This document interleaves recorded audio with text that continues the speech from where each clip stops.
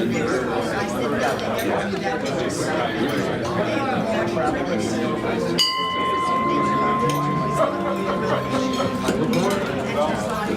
everyone. Let's rise and sing our patriotic song, God Bless America.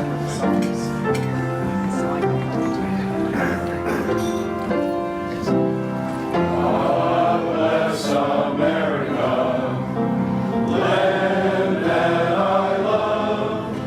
Stand beside her and guide her through the night with the light from above. From the mountains to the prairies, to the oceans, wide with foam. God bless America, my home, sweet home. God bless America, my home, sweet home. Is Krista Paulo here this morning? No, but I'm a substitute. Okay, Eileen, please give our invocation. God, our Creator, you give us life and support us with love. Send your spirit of compassion to dwell in our midst as we meet here today. Help us to be mindful of the needs of all in our community and help us to honor one another in a courteous manner. Amen. Welcome, everyone. Good to see you today. Alexa, do we have any visitors or guests to introduce? With us today, and we're happy to welcome Captain Governor to the government.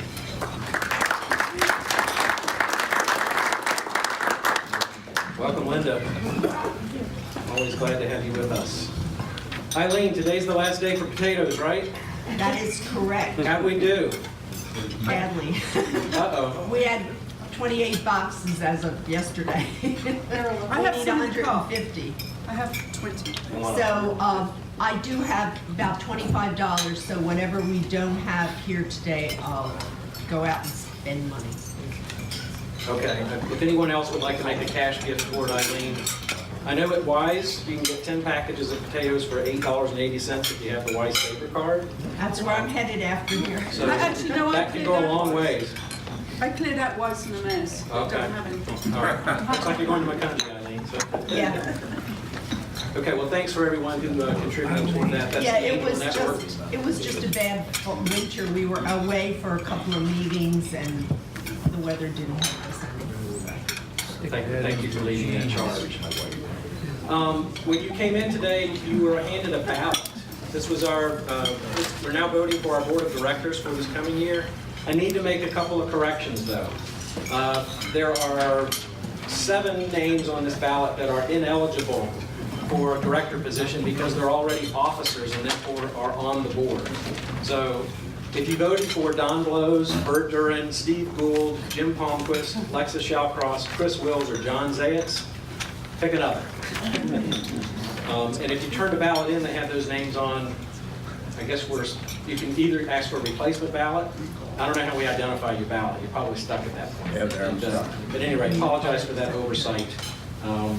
Hopefully most of you recognize that already. So, Jim, thank you for coordinating that. We're voting for top 8 this week.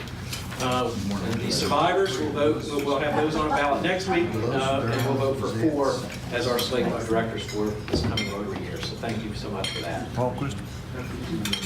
After last week's snow forecast, we of course canceled the meeting. Brookside notified us that they weren't going to open until noon. As it turned out, we probably could have met, but it actually worked out better because at least one of the recipients of the awards we were going to be giving for our inaugural International Women's Day celebration couldn't make it anyway, it turns out. So that has all been postponed to March 29th. Please mark your calendars. We want to make sure we got that meeting in the month of March, which is International Women's Month. It's unfortunate we couldn't do it on International Women's Day, where we had it originally scheduled, but please just make a note of that. You also hopefully saw in the newsletter the announcement of the family workshop on social media safety. That's coming up on Tuesday, April 3rd at Willow Lane at 6 o'clock. There's a link there for you to sign up, or maybe it's just a notification to give Valerie a call. I'm not exactly sure. It's a good link. Just inform Valerie you're coming, because there's limited seating for it. So hopefully you all are going to get in on the early bit and make sure you have a seat. Just a reminder, district conference is coming up in about 6 weeks' time. If you haven't registered yet, please go to the link that's in the newsletter. They're making it very easy this year. You don't have to necessarily commit for the whole conference if you don't want to. You can go Friday night, you can go Saturday, you can go the whole weekend, and the pricing is reflected on that. So you can sort of take an a la carte approach if you prefer. But it's Friday, April 27 through Sunday, April 29 in Wyomissing at the Crown Plaza. Mark, Errol, you wanted to have an announcement about the poker run. Yes, good morning, everyone. Good morning. Good morning. Knowing this is an opportunistic crowd, I want to share an opportunity with you. You should see on your table 2 copies of a printout that looks like this. So if we need more, I'll print more, but knowing that not everybody's going to take it, I thought I'd save a few trees. So as has been announced and communicated in the newsletter, we're having a motorcycle poker run to raise awareness and funds for veterans in the area. All 100% of the proceeds are going to be going to Keystone Warriors, which is an organization, a 501c3 that benefits Pennsylvania veterans. The event is scheduled for Saturday, May 12th, rain date of the following day, Sunday. And we're looking for sponsors and volunteers. So we already have a good group, committed members helping out, but we can always use some more hands, and we need some folks to help reach out to the community and try to line up sponsorships. So I have shown on this handout a kind of a sample banner, and one of those banners is a sponsor banner, a vertical sponsor banner. As you can see the different levels that we have for sponsorship. We already have a distinguished sponsor, and these tiers are kind of plays on the various service medals, distinguished, superior, and meritorious. And so that distinguished sponsor is Nutropoli Bank, of which Doug Brinker is a financial advisor there. And so he was able to line up that top level sponsor for us at $1,500, so we're very thankful for that, Doug, and for Doug's involvement. So we're still looking for other sponsors as well. And I have on the back side of this sheet a description of each of those sponsor levels and what each sponsor can get. So if anybody here, runs a business or works at a business or used to work at a business or something like that and would want to be involved and try to reach out, or if you just want to do a virtual introduction and one of us on our end can reach out, we'd be happy to do that as well. But give some thought to that. I think it's going to be a great event. It's the first time we've done something like this, and it'd be nice to do some good for the veteran community. So thanks for your time and consideration. Thank you, Mark, and thanks to your committee for all the hard work you've done on this event. I think it's going to be a lot of fun. Are there any announcements from the floor from anyone else? Gary. Thank you, Bert. I had mentioned before, in 2026, it'll be the 100th anniversary of Emmaus Rotary Club, and several of us had some preliminary discussion about, what we want to do to celebrate it. I have a copy of a book that Allentown Rotary did for their 100th anniversary, which was 2014. And if anyone would like to have a look at it, I can pass it around. Again, it's very early stages with having Cindy as DG next year. Our club's really got a lot on its plate, but I just wanted to start planning ahead, that's all. So anyway, that's all. Thank you. Bob Rust.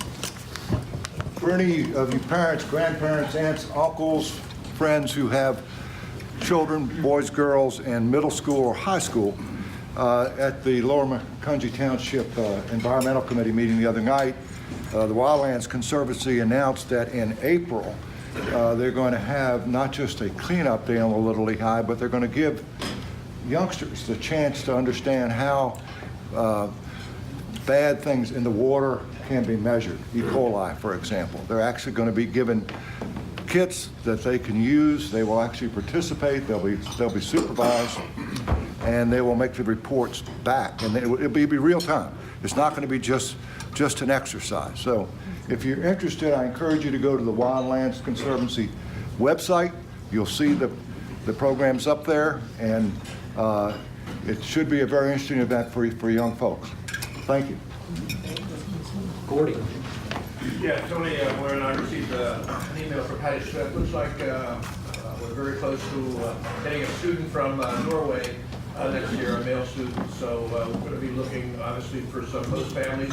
So if anybody here is interested in hosting, we usually have 3 host families per year. Or if you know of anybody that might be interested, any friends, let me know or let Tony know. But we'll be getting more information out there as we go. Thank you. Any other announcements? Okay, go ahead, Karen. I have tickets here for the Optimus of Emmaus, handbag bingo, so if your wife would like to go, I have the tickets. And it's Friday the 23rd. That's it. Thank you. At this time, I'd like to invite past District Governor Linda Young and our immediate past President Jeff McElhaney to the front for a presentation.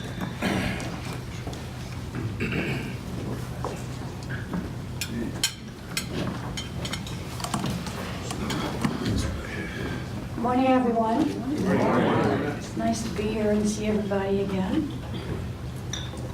I'm here today especially to thank you for all the good work that you did in Rotary year 2016-17.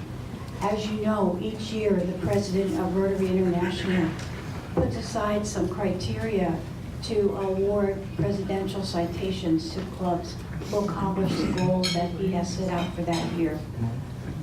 The change last year was the fact that you had until the end of the Rotary year to achieve those goals. Therefore, about a month ago, I finally received the presidential citation from my year as district governor. So that's why there's the delay. But anyway, I'm very, very proud to award this to Jeff on behalf of all the work that you have done as a club for Rotary year 2016-2017. And this citation comes from past Rotary International President John Jerome. So Jeff and Emmaus Rotary Club, congratulations.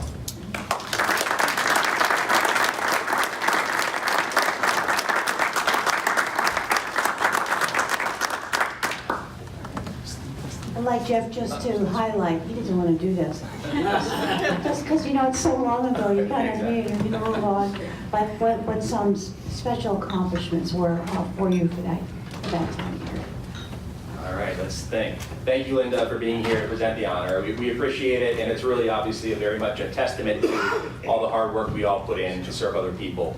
So it wouldn't be possible without that. And we served humanity. That was our theme last year, and we had a lot of fun doing it. And we continue to support not just serving humanity, but having fun and also doing it very well. And I know Bert didn't wait until the last month to do it. I think he's already might be on his way to his citation, if not already. So thank you all. I'll leave it at that. We served many people. We served 20,000 meals. We grew our membership. We had a good year. So thank you. Thanks for being here, Linda. Just one final comment. My theme for the year was every Rotarian makes a difference. So every Rotarian is a shining star.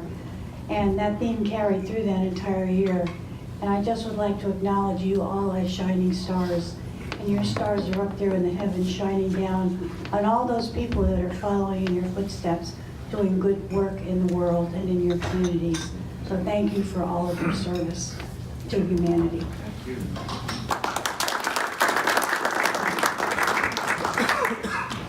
Linda didn't say it, but I think out of the entire district of 43 clubs, 44 for part of the year, 45 for part of the year, I guess. There were, how many clubs earned this? 5? 45 now. How many clubs earned the presidential citation? 5. 5. Wow. So we're one of 5 out of 45. All right. Good job, Jeff. Okay. Mario, are you ready with the raffle? To save a little time, why don't you have the person draw 3 tickets all at once? There you go.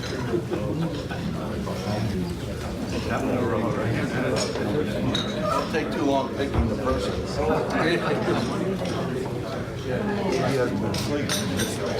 I don't think it's something for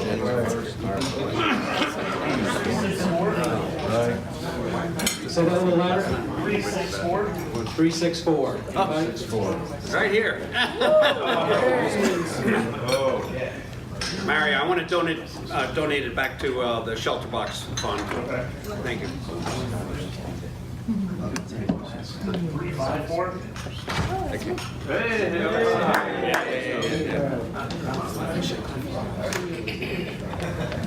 I would take 367. That's close. 366. Go 367. Bob Halsey, full note. 352.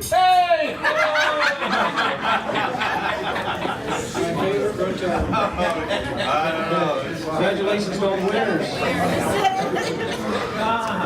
Long blows, are we ready to find the happy dollars? He's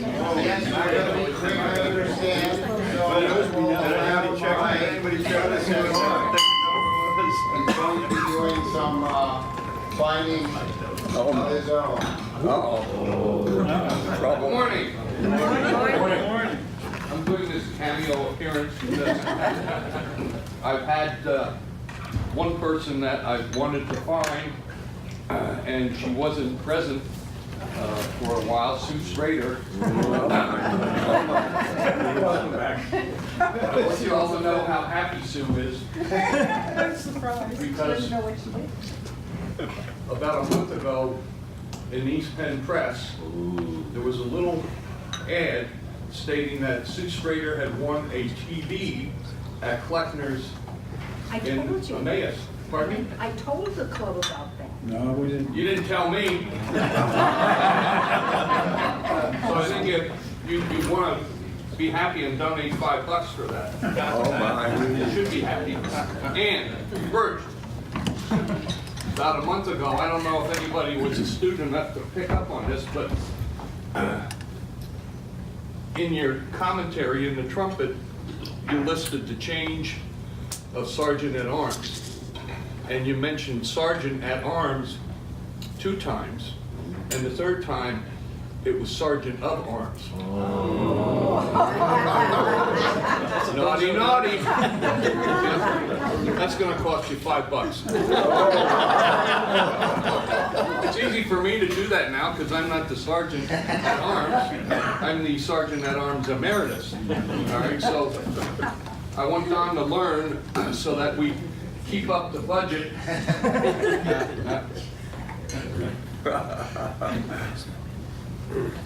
You should find yourself with a stupid hat.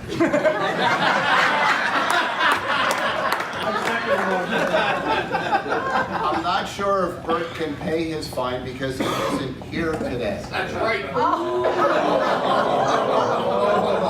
Figment of your imagination. At least he didn't sign in. Now I have to rush through these because we have a great speaker today. I received money from people leaving early, people arriving late. There's Mario and Bryce don't have pins. Some of you are hiding your pins underneath. I'm not gonna come searching, all right? If it's under a sweater, if it's a flap folded over on your dress or something, I'm not doing that. You guys are just gonna get fined in the future, okay? And all those great comments about my hat will be remembered for future fines. And the last fine will be, this table here is a full table. Other than that head table up there, this is the only full table in the room. And in the past, we find people for having 2 Gordies at a table or 2. These guys didn't attract any talent at this table. So, Sal, you're the lucky one that's gonna get fined for this table. I want you to take special note to our past president, Jeff McElhenney, who received an award from our past district governor. I don't see a pin on this man. Correct. That's mucho bucks. That means 5. That's the end of the deficit.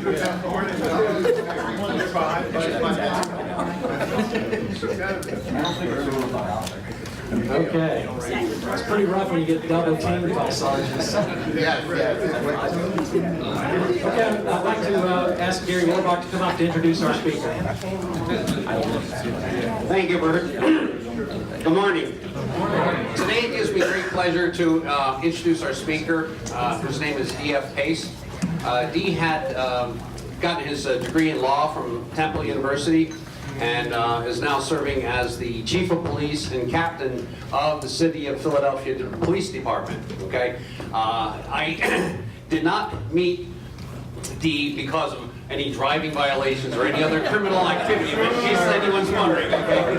I only met him this morning. However, I was able to contact him to request that he be our speaker this morning because the previously planned speaker was unable to make it. So I am gratefully thankful that he was able to make it for us in such short notice. That's wonderful. So anyway, without further ado, it's D.F. Pace, okay?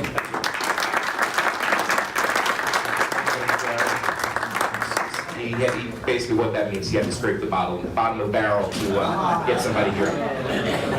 I'm not, fortunately or unfortunately, I don't know which way to take it. I'm not the chief of police in Philadelphia. We have a 6,500 man department, probably 40 or 50 units within that department. We have units, we have districts that are themselves larger than the vast majority of police departments in Pennsylvania. But I'm currently responsible for the court evidence unit. So any evidence that's taken in for any kind of criminal case or anything like that, it passes through my unit, and we then need to make sure that it's preserved and ready for court, or analyzed, or whatever it is that needs to be done with it. So, before I get started, in addition to my work as a police officer, which I really, really enjoy, I'm also, and I have been for longer than being in law enforcement, an auctioneer, a licensed auctioneer in Pennsylvania, which I really love. And of course, connected to that is I love to go to auctions, I love to go to flea markets, I'll go to storage unit sales, and I'm always rummaging through things. I'm a student of history and always interested in different things that kind of give me a glimpse into the past and how we've gotten to where we've gotten. Of course, I really appreciate things that kind of help us understand how laws have come into play, and why society has taken some of the turns that it's taken. But in my travels, I recently came across this. It's kind of beat up now. It's a 1953 issue of Popular Science magazine, and in addition to such riveting articles as how to photograph your car, which basically the thrust of the article is try to do it on a day that's cloudy. And so there was a really interesting article, and this is what caught my eye, and this is the reason why I'm bringing it out. There was an article, actually about 7 or 8 pages, how they're closing in on polio, which was very interesting. And of course, I read that with,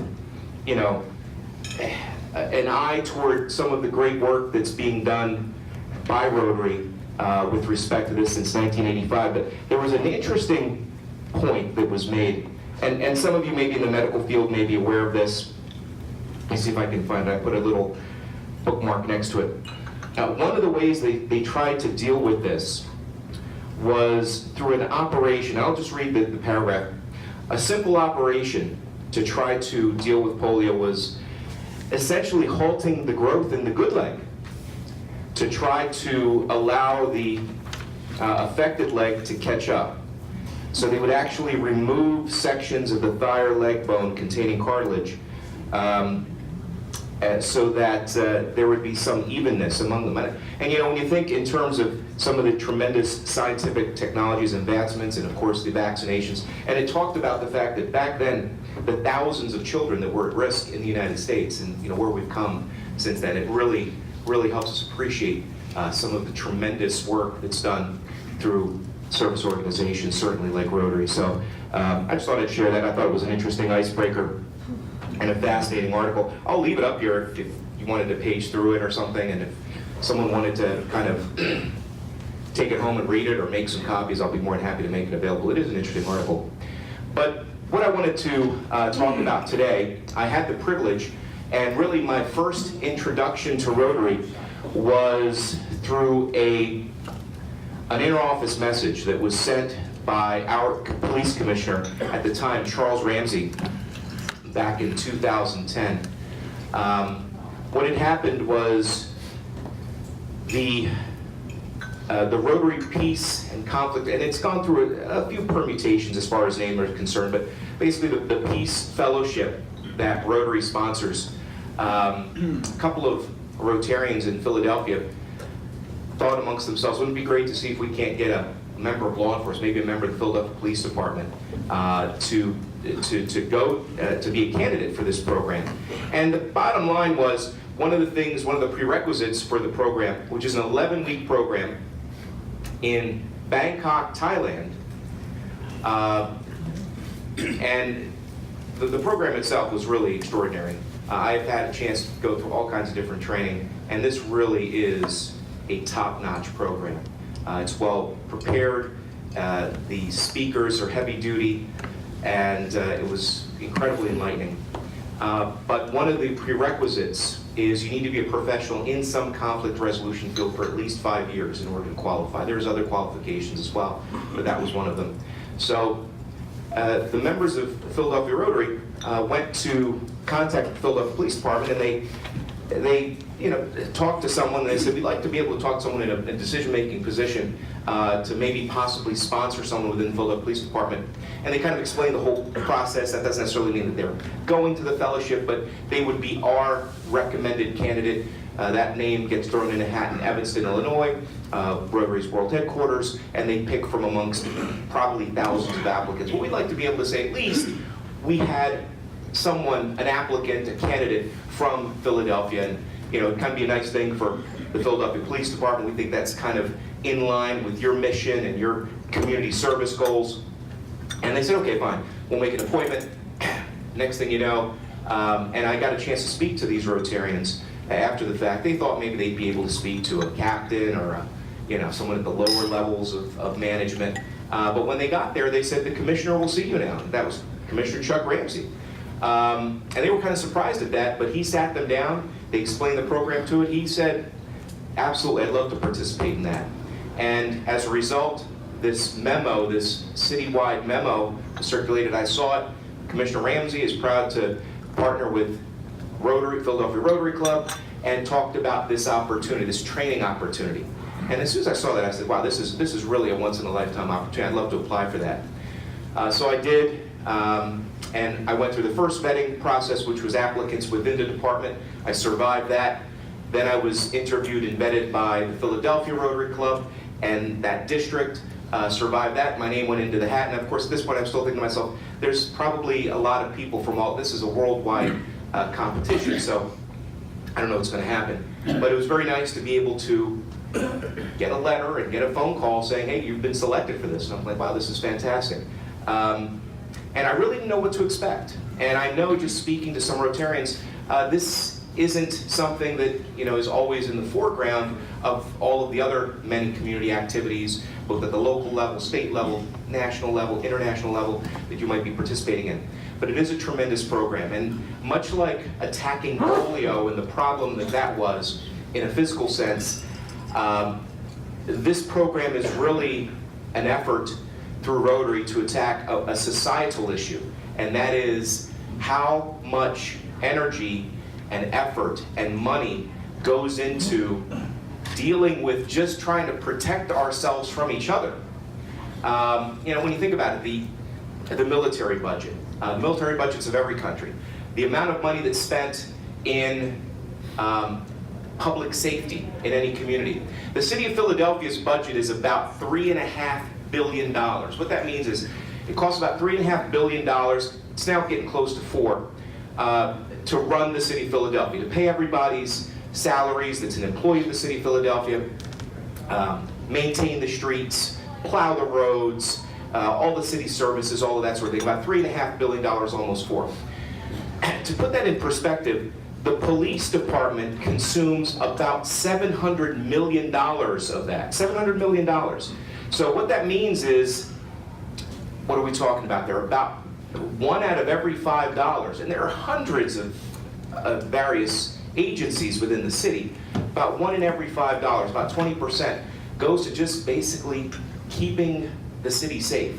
So the thought is, if somehow we can make some sort, even a minor dent, and allow people to self-regulate to the point where conflict is de-escalated, resolved in manners that don't require people to go to war or resort to violence and that sort of thing, that would be some return on society that really would be immeasurable. So that's really what this program is all about.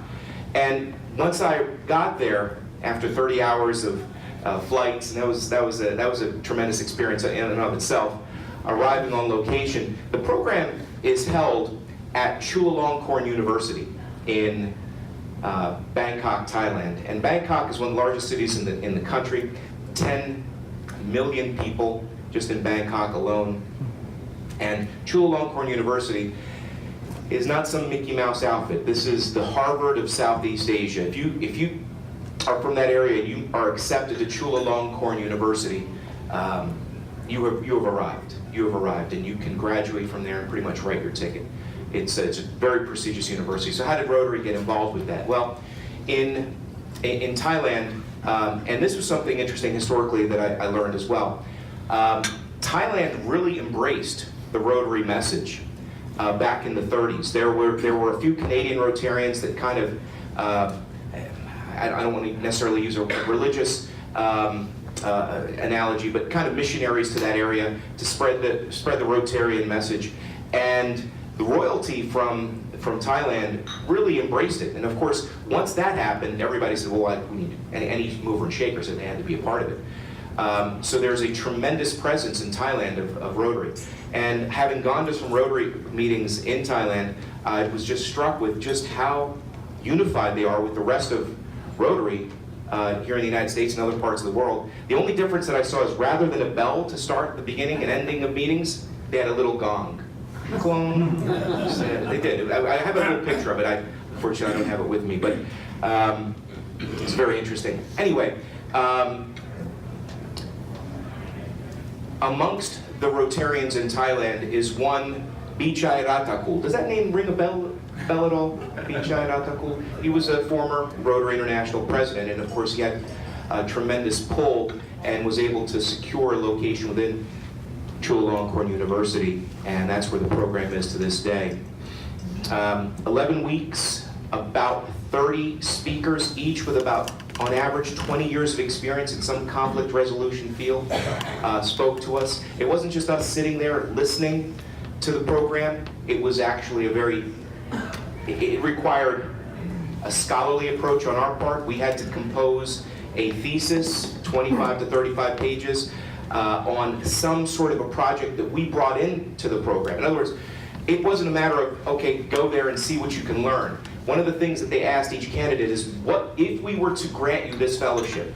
What project that you're currently working on, would this program help you and add value to you when you return? Because that's the idea here. It's not just a matter of enriching you. It's about how are you going to then enrich the community once you get back?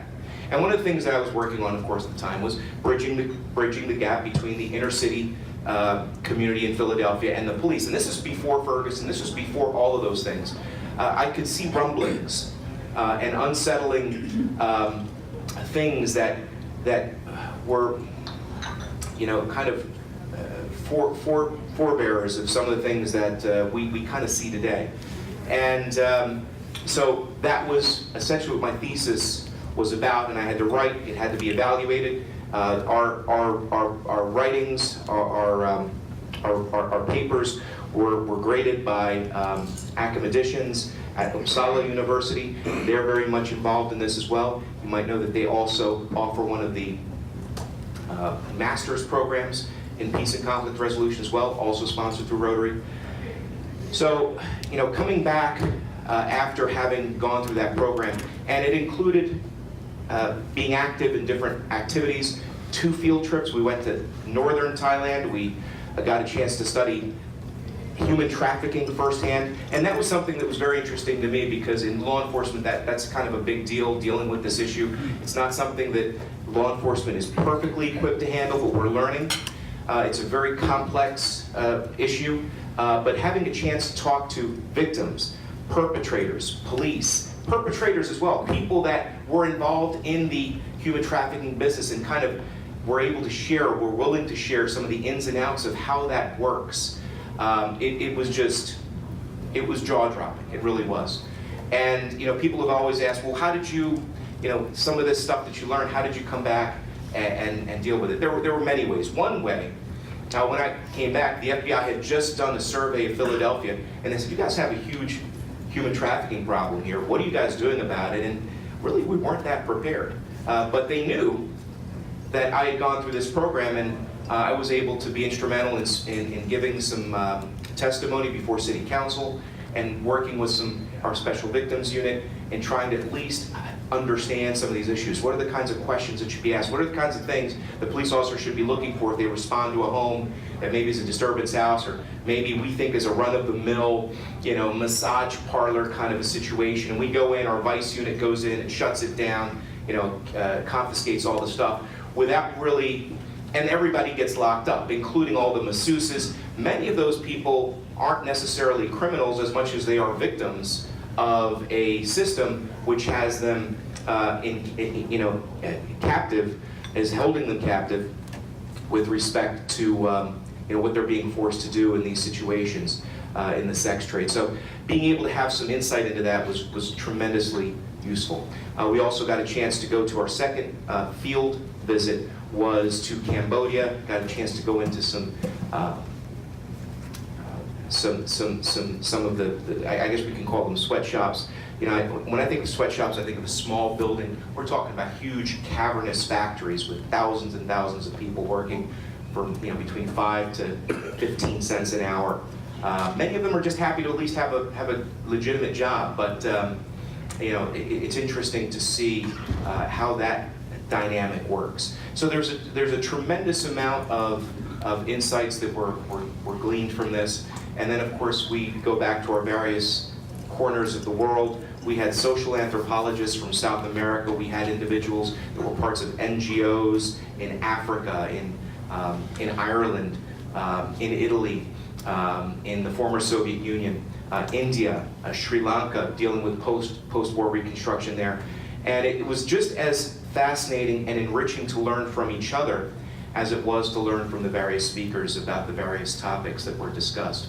What I'll do is leave a few minutes at the end. I know it's difficult to condense into half an hour or so everything that I learned in 11 weeks, and there's just no way I could do it justice. But I can tell you one of the things that I was able to do, there were a lot of scientifically based conflict resolution models that I was able to bring back, and at the time I was also an instructor at the police academy, so with every police academy graduating class, a little piece of Rotary went into it through some of these conflict resolution models, which was it's just become a huge deal in law enforcement today.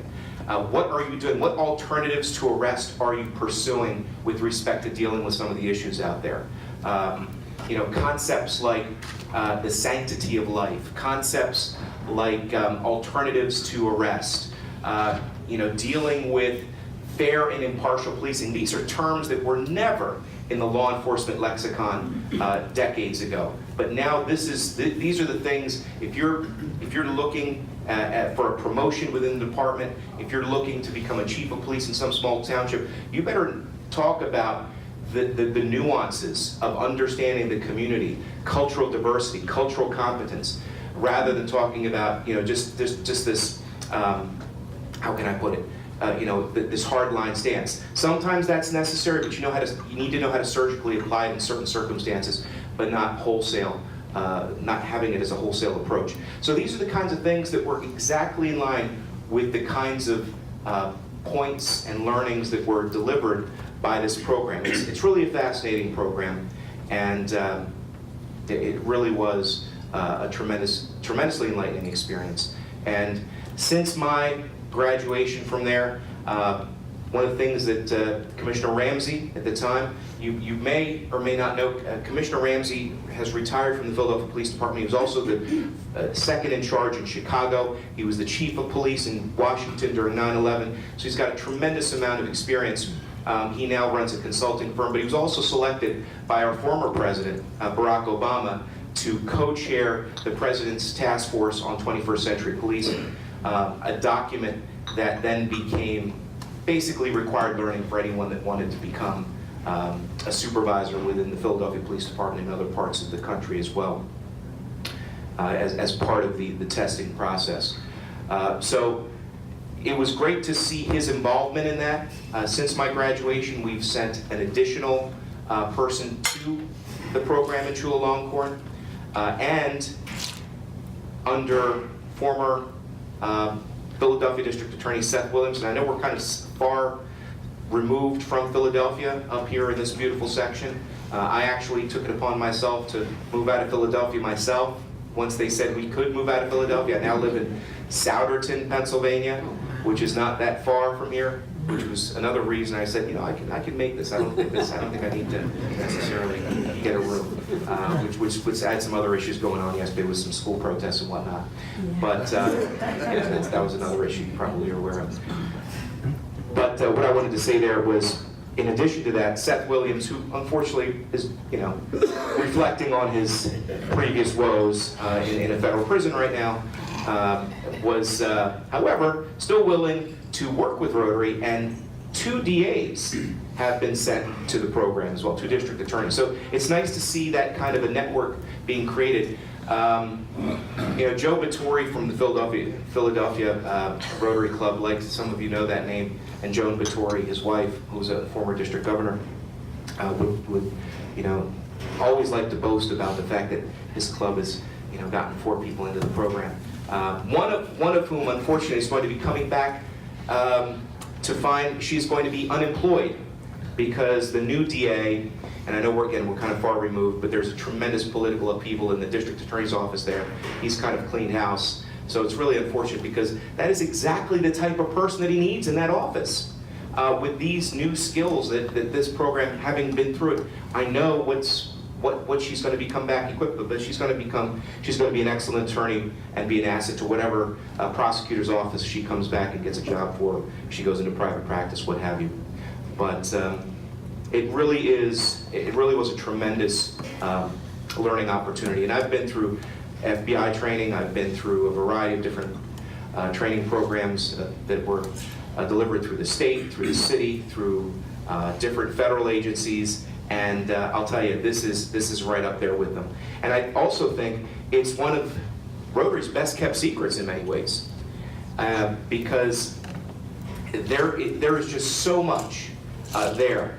And if a person could just manage to get themselves away from their work for a period of 11 weeks, within those 11 weeks, they will learn things and they will come across techniques, models that it would have taken them decades to stumble across. Yes, in professional conflict resolution work, these are not necessarily foreign concepts, but to be able to condense them and to be presented by some of the people it was presented by, that's really the beauty of this program.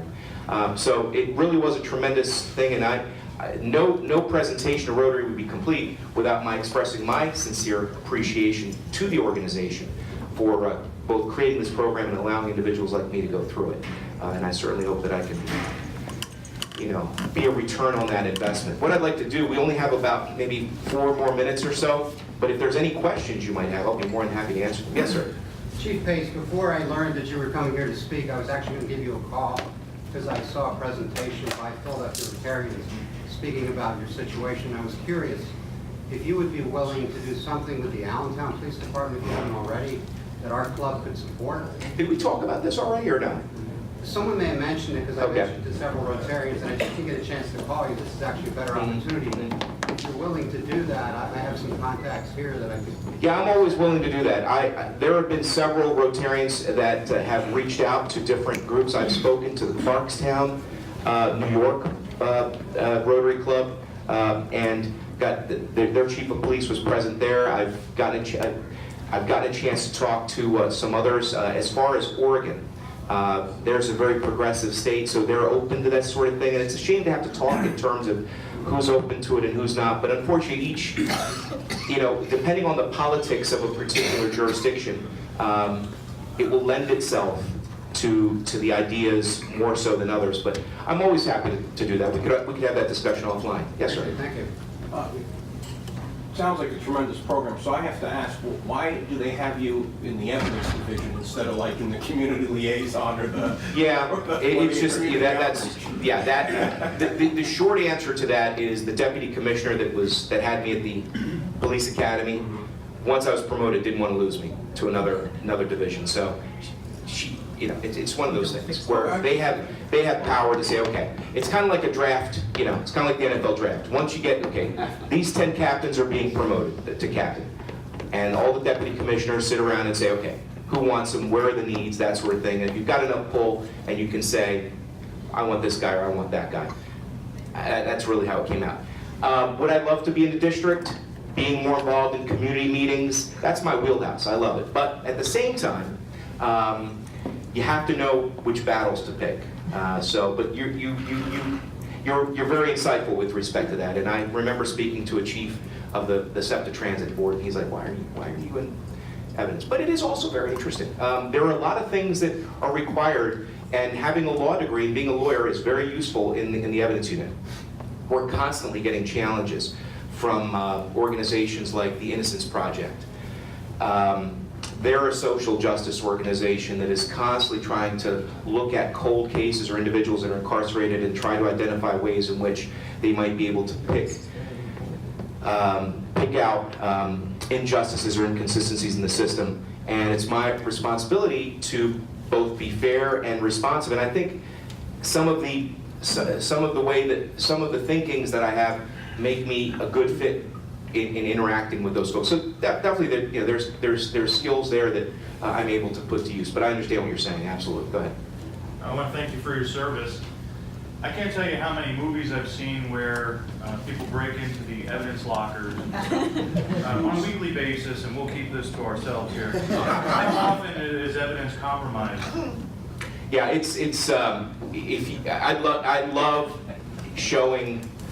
Occasionally NBC will want to do a story on something like that, and they'll come in. I did one recently, and someone from as far as San Diego actually reached out to my office. Pace, I've got a cousin named Pace. Are you my long lost cousin? There was a situation where a young lady was. Her story. The police report from 1965 was that she was left on a Catholic church doorstep in a yellow blanket, and she was raised as an orphan of the state, a ward of the state, and she reached out recently and said, could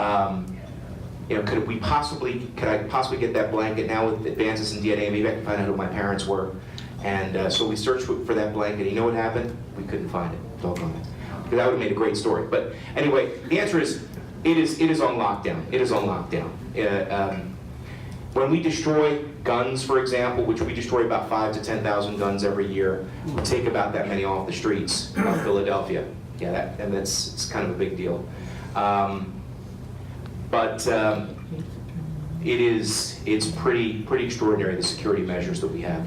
It's not like I don't even watch because I can't. It's like some of you maybe that are medical doctors, you watch a medical show, you're like, that's not how they do it. That would immediately get you in front of internal affairs. One of my favorite episodes was at LA Law. Jimmy Smits, guy goes, I want your badge number, and he pulls out his badge because he was a detective, so he had it around his neck, and he slams it into the guy's forehead. And Chris Impri goes, look in the mirror, you'll get my badge number. Can you imagine if we did that today? I was like, oh, that's so cool. Not even close. Yes, sir. You mentioned sex trafficking and how you're involved in that. We have a significant problem with sex trafficking and predators and so forth here in the Lehigh Valley. And since you live in Saverton, I wanted to mention to you, but actually to the whole group, on Tuesday afternoon, at the promenade at Blue Cross. Blue Cross is hosting Community Partners for Kids, which is an organization that educates parents and kids, elementary as well as high school, of the dangers of sex trafficking, the dangers of the internet, how you can be the victim of a predator. It's a wide open meeting, starts at 4, goes to 6 if you are so inclined to show up. I think you find it very interesting, and it leads right back to what you were saying about the whole issue of kids and predators and sex trafficking and the whole bit. Yeah, there's so many programs. It's just very difficult to be aware of all those. This is good. I'll be glad to share my card with you, and you just never know where that kind of a relationship, might go with something like that. So maybe we could talk offline. I brought some cards along with me as well. One final thing. Bert and other coordinators today have my contact information. If anybody has any future questions, by all means, don't hesitate. Feel free to send me an email, and I'll be more than happy to respond back. And like I said, I've got a few cards here, not a lot, but I've got a few. And thank you very much for your attention this morning. Really appreciate it.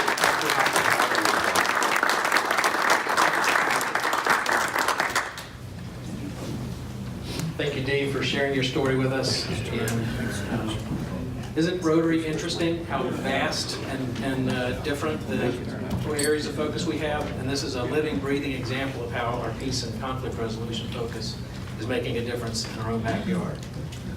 Next week, we switch gears a little bit, I guess. Probably a lot. Our speaker is Dante Santoni. He's one of the commissioners on the Pennsylvania Gaming Control Board. So I'm sure that'll be interesting as well. So make plans to be here. Don't want to miss that. Let's rise and say the Pledge of Allegiance. I pledge allegiance to the flag of the United States of America and to the republic for which it stands, one nation, under God, indivisible, with liberty and justice for all. Have a great day.